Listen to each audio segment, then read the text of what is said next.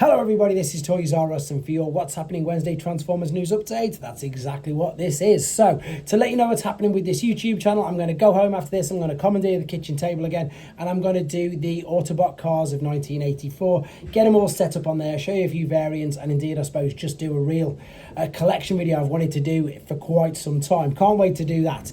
And I've got so much more news, guys. Still catching up with TF Con that happened in LA, and of course, at the moment, with the fact that the last year's Haslabs arrived in New Zealand. You've probably already seen the video on that with the new images, but also now we've got images and more information on the current Haslab, and I like the fact that they're doing this. These are images from TFW 2005 via the Transformers Instagram page, so they've got to spotlight a figure, I suppose, get to know the figure or the member of Killbison.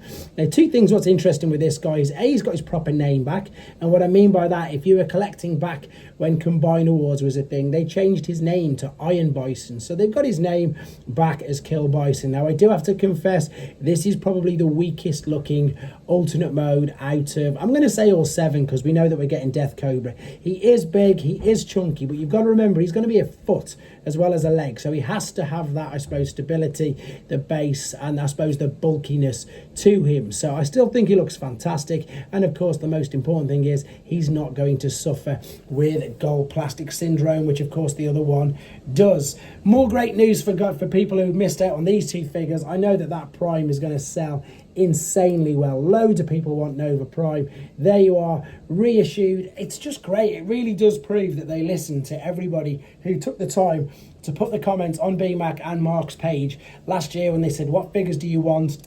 And it's great, as I say, for us as collectors who are now able to get the figures that we missed out on. These are on Pulse in the US at the moment. I believe they're going to make their way over to the UK via a place like In Demand very soon. So keep your eyes on that. This is something that, again, it got pushed back, but now we've got in-hand images, and these have been spotted at Walmart.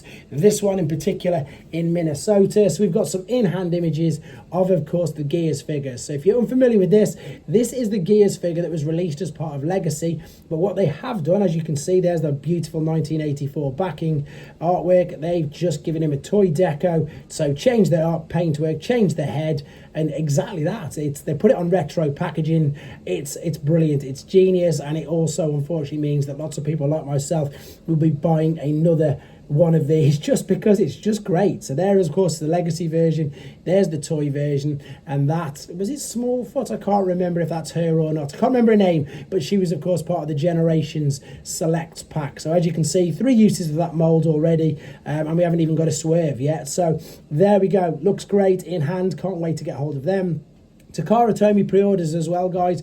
You can still, if you've missed out on these on some websites because they are sold out, you can get your Constructicons pre-ordered from Takara Tomy direct. So if you've missed out on these, you can jump on that and get them shipped to you. And the shipping costs aren't that expensive, to be fair. And I live in the UK, never mind from Japan, so they're not too bad at all. Right, I've done a quick perusal before we get to the new Blokees on on the Magic Squares Weibo page, which is of course third party.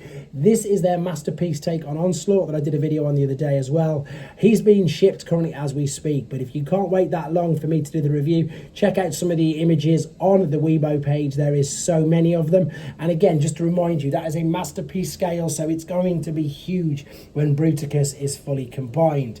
Dr Wu's Weibo page, we've got their little Energy Dragon, which was of course the Beast Wars version of Triptychon, and they've also teased that we're going to get more decos of their Shockwave and Cliff Jumper stroke Bumblebee molds, shattered glass version of Shockwave there.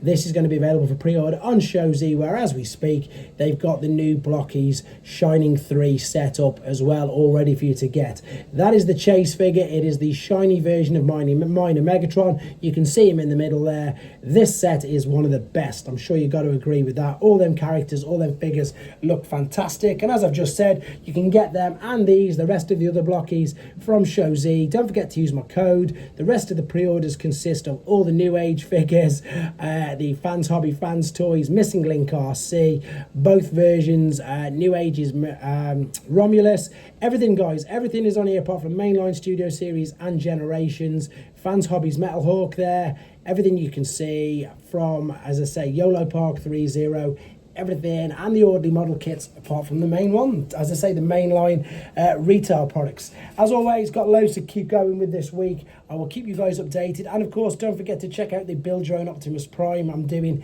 It's massive, and whether you appreciate Bayversa or not, the Optimus Prime figure that I'm being building at the moment, it's just insane. So it's worth a nose. Thanks for watching. Take care.